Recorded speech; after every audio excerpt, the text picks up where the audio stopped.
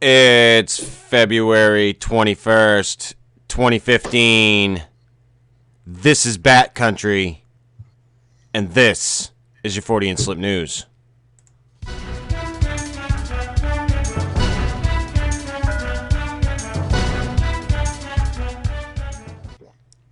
Bat Country? Yeah, well, see, Steve, I knew you wouldn't have a fucking clue. I don't. And yesterday was the anniversary of Hunter Thompson's death. I believe he committed suicide. And that's from the book that he wrote and the movie Fear and Loathing in Las Vegas. This is Bat Country. I see. In our first story from worldscience.net, I don't even know who Hunter Thompson is. Why do I do a fucking show with you? I don't know.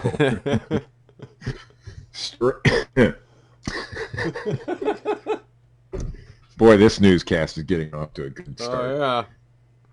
Strange cloudy features high over Mars baffle scientists. Scientists are reporting that they can't figure out the cause of mysterious plumes or cloudy features photographed high up over Mars by amateur astronomers. Sandworms. It's Arrakis. I won't even go. Amateurs provided images showing the features on two separate occasions in March and April 2012. According to scientists, the plumes rose about 155 miles over the red planet's surface. Of your homeland, Muad'Dib. In the same region both times, a height over twice that of any similar features seen in the past, they added. It's about 10 times the record heights for airplane flight on Earth. The Martian atmosphere is almost vanishingly The spice thin must flow.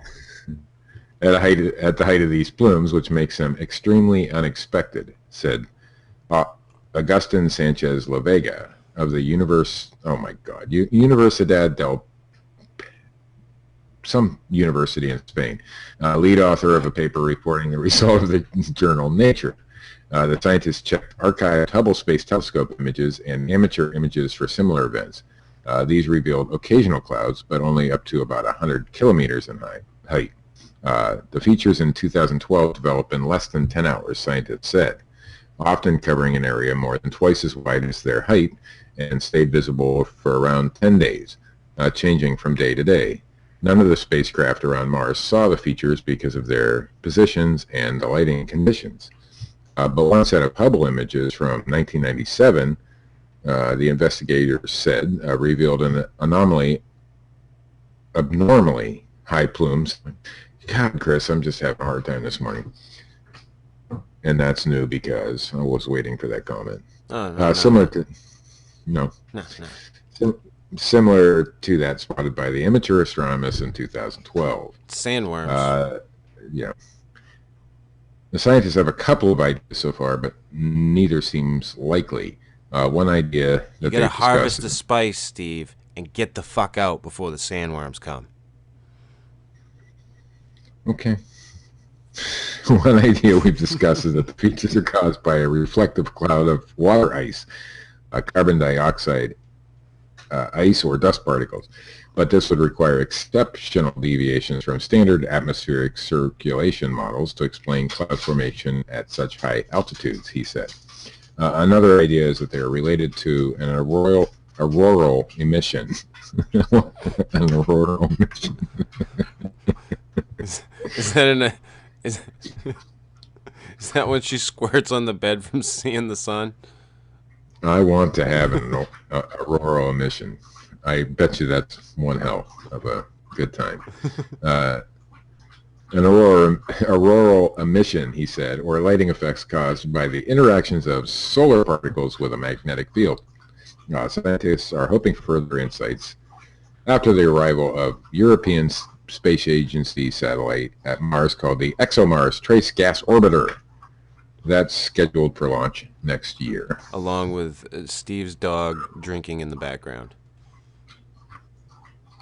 How'd you know it was my dog? It could have been a cat.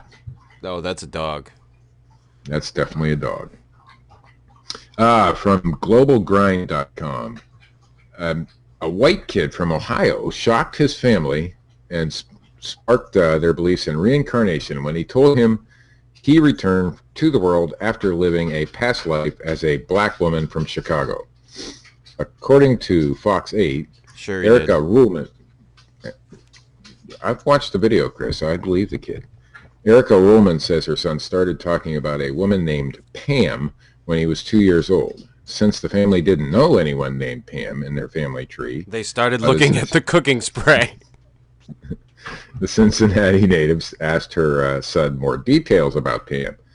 Luke, son, the kid, told his mother that he lived a past life as a woman and died after leaping from a building fire.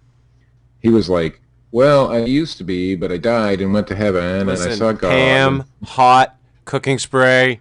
I'm going with cooking spray, Steve. Yes. He said, I used to be, but I died and went to heaven, and I saw God, and eventually God pushed me back down, and when I woke up, I was a baby, and you named me Luke, she told Fox 8. Ruhlman was stunned. She pressed him more and asked how he died. He looked right at me and said, yeah, it was a fire.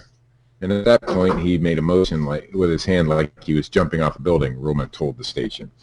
She claims he then detailed how Pam had lost her life in a tall building and had previously traveled on a train in Chicago. With the details, Erica discovered there was actually an African-American woman named Pam. Her name was Pam Robinson. She was in her 30s when she died in 1993 at Chicago's Paxton Hotel fire. Robinson leaped to her death during the blaze. During an appearance on the docu-series The Ghost Inside Me, Luke pointed out Pam in a batch of random photos. Luke also shares the same love of Stevie Wonder songs. Baby superstition. Yeah. Soul music. And writings on the wall. Just like Pam Robinson did. While Erica says Luke hasn't talked about the Pam since, she wants everyone to consider the unification her son has with Pam. She also says the family didn't receive money for their TV appearance and doesn't want any for their story.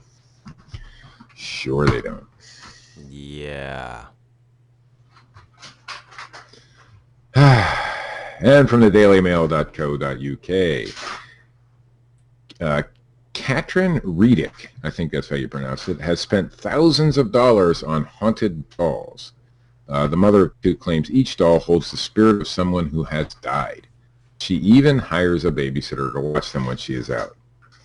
A woman has revealed how she has to hire a babysitter to look after her dolls because she believes they are possessed by the ghosts of dead people. She's insane. Katrin Riedick from Glasgow has spent thousands of pounds on what she claims are haunted dolls and believes they are possessed. And if they are left alone, they will cause mischief in her home. The full-time mother of two says her nights are taken up with chatting to her charges about how they died. She talks with dolls, Chris. Oh, you're going to love this part. Her son's name. The single mother of two, Christopher Robin, and Carl Robin says that she bought the dolls after developing a fascination with supernatural while traveling. I became interested in the spirit world. Bear, why do you talk to my mother? While living in Estonia, Northern Europe, because I felt the presence of a spirit, she said. This started my interest in the paranormal, and when I moved to Glasgow in November of 2008, I started researching spooky things and stumbled upon haunted dolls. Katrin was first intrigued when she discovered through online shops and forums there were dolls with spiritual powers.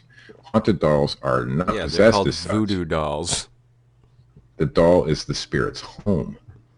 The spirit is attached to the doll and sometimes leaves it in the same way humans go to work every day. You can buy a doll, get it in the post, and the spirit comes with it. I don't even know what to say about this story. This woman is sick.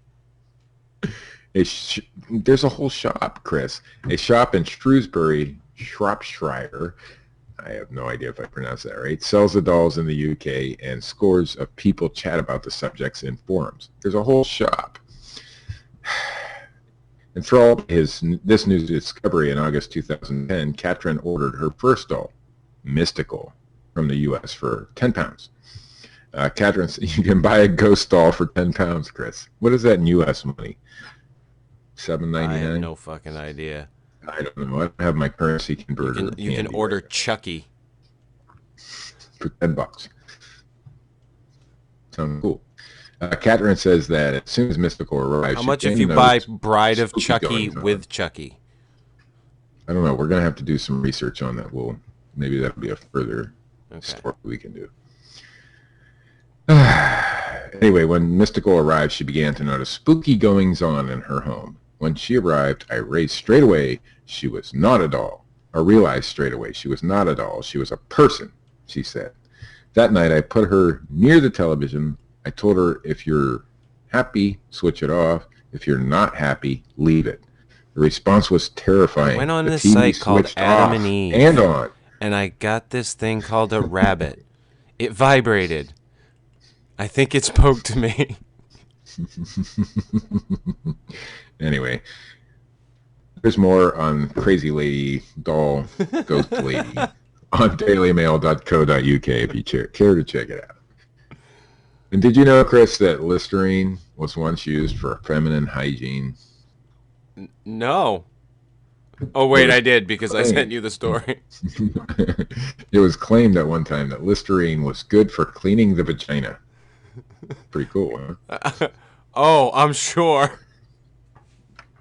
I'm sure we could chalk that up to one of those wonderful things that was done in history.